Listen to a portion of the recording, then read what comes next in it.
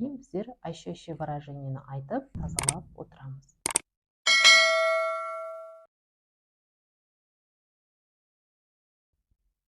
Келесі нүкте бізде созидание, контроль, форма и структура, надежда и мечты и соединяющие пары. Яғни бұл жерде клиенттің толық басын осылай қолымызбен түгел алып жасауымызға болады. Яғни бұл жерде өзі аты айтып тұр, я, надежда и мечты. Қандай да бір арманыңыз болса, қандай да бір өзіңіздің ойыңызда жүрген мақсатыңыз болса, соны тез орындалуына осы нүктелер жақсы көмектеседі.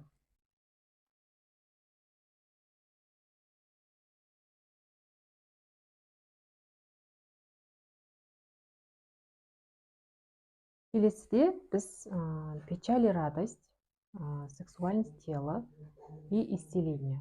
Яғни бұл жерде денсаулық бар. Тело дегеніміз дене, дененің ләззат алуы және дененің қандай да бір денсаулыққа қатысты ақаулар болса, солармен жұмыс жасаймыз. И печаль и радость, яғни сіздегі егер ішіңізде өкпе реніш болатын болса, осы нүкте арқылы біз шығара аламыз.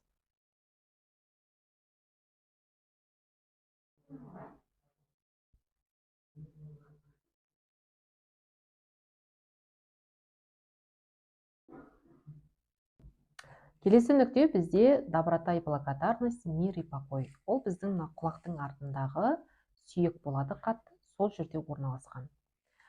Бұл нүктеде негізі көбінесе біздер балаларға қолдануға болады. Себебі балалар қатты мазасызданып, жылап кететін болса, сондай уақытта бұл баланы тыныштандырады. Өзі аты айтып тұр, доброта и благодарность, мир и покой. Яғни сіз өмірге деген, өзіңіздің алғысыңызды, өзіңе деген алғысты көбірек сезінетін боласыз және махаббатыңызда көбірек ояна бастайды.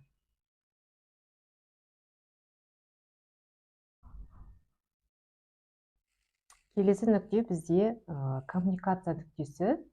Яғни бұл жерде сіздер адамдармен қарым-қатынас, сонымен қатар басқа да сізге жаңадан бір адамдар хабарласу мүмкін, сізге яғни мүмкіндіктердің жолдары осы нүкте арқылы ашылады.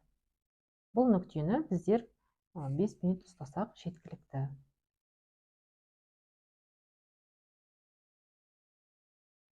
Келесі біздің нүктелеріміз, ол біздің аяқтаушы нүкте деп аталады. Яғни бұл жерде время, пространство, мынау екі нүкте. Астында, құлақтың астына қарай кетеді, полоса силы. Мынау төбе жақта реактивация воссоздания және реструкцияция тел. Яғни общий, бұл завершающий нүкте болып саналады. Бұл жерде біз 10 минут ұстаймыз, себебі осымен біздер нүктелерді аяқтаймыз.